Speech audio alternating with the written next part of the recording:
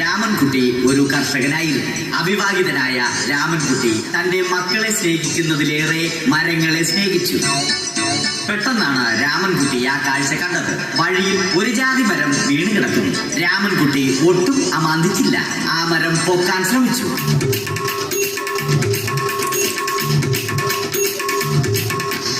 നടക്കുന്നില്ല.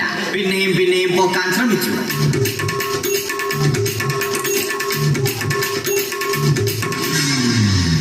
നടക്കുന്നില്ല. രാമൻകുട്ടി വഴിയെ പോയവരെ എല്ലാവരെയും സഹായത്തിന് വിളിച്ചു.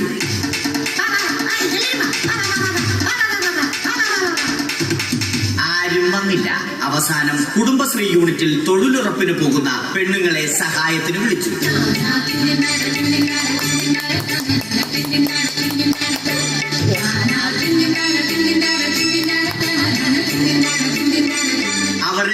അവർ അവരുടെ സ്ഥിരം പണി തുടങ്ങി. അത് കണ്ട ദേഷ്യം വന്ന രാമൻകുട്ടി മരത്തെ ഒറ്റയ്ക്ക് പിടിച്ചു പോക്കി. അത്ഭുതമെന്ന് പറയട്ടെ, മരം നേരെ നിന്നു. ഇത് കണ്ട തൊഴിലുറപ്പ് പെണ്ണുങ്ങൾ രാമൻകുട്ടിയോട് നോക്കുകൂലി ആവശ്യപ്പെട്ടു.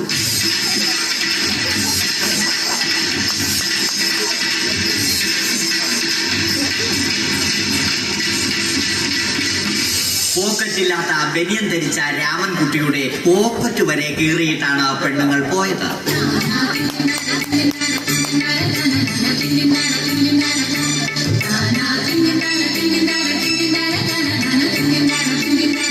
രാമൻകുട്ടി പിന്നീട് ഒന്നും ആലോചിച്ചില്ല.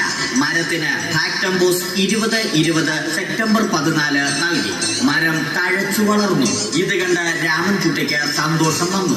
സന്തോഷം വന്നാലും ദുഃഖം വന്നാലും രാമൻകുട്ടിക്ക് മരത്തിനു ചുറ്റും ഡാൻസ് കളിക്കുക എന്നുള്ളത് രാമൻകുട്ടിയുടെ മാസ്റ്റർ പീസ് ആയിരുന്നു. ആ മാസ്റ്റർ പീസ് രാമൻകുട്ടി ഇവിടെയും എടുത്തു.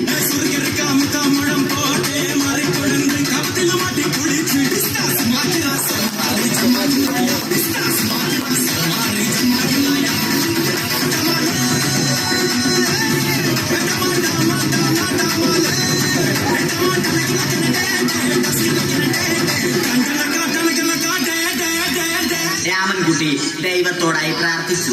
നിങ്ങൾ എനിക്ക് ആയുസ്സും ആരോഗ്യവും തരൂ. ഞാൻ മരങ്ങളെ സംരക്ഷിച്ചു കൊള്ളാം. കാരണം മരം ഒരു വരമാണ്. അവന്റെ പ്രാർത്ഥന ദൈവം കേട്ടു. ആ മാവിൽ നിന്നും വീണ തേങ്ങ രാമൻകുട്ടി മോങ്ങാതെ ഇരുന്നു തിന്നു. അപ്പോഴാണ് രാമൻകുട്ടി മറ്റൊരു കാഴ്ച കണ്ടത്. രാഘവൻ വരുന്നു.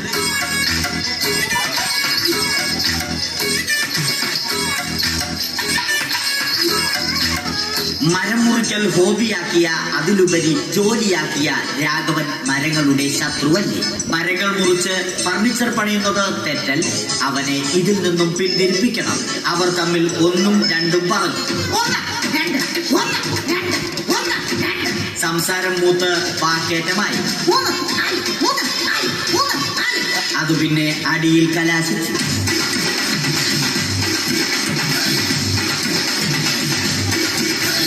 നല്ല മനസ്സിന് ഉടമയായ രാമൻകുട്ടി കംപ്ലീറ്റ് അടിയും വാരിക്കൂട്ടി. ഒടുവിൽ രാമൻകുട്ടി സർവ്വധൈര്യവും സംഭരിച്ച് രാഘവനോടായി അലറി. മനസ്സലിഞ്ഞ രാഘവൻ രാമൻകുട്ടിയെ അരികിൽ വിളിച്ചു. കൈവാക്കിന് കിട്ടിയ രാമൻകുട്ടിയെ രാഘവൻ ഒട്ടിറൊട്ടിയാക്കി മരത്തിലൊട്ടിച്ചു.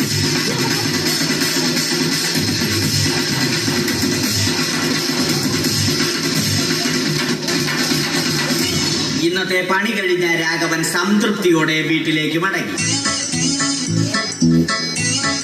തനിക്ക് തല്ല് കിട്ടിയാലും മരത്തെ രക്ഷിക്കാൻ പറ്റിയ സന്തോഷത്താൽ രാമൻകുട്ടി മരത്തെ കെട്ടിപ്പിടിച്ച് പൊട്ടി പൊട്ടി കരഞ്ഞു.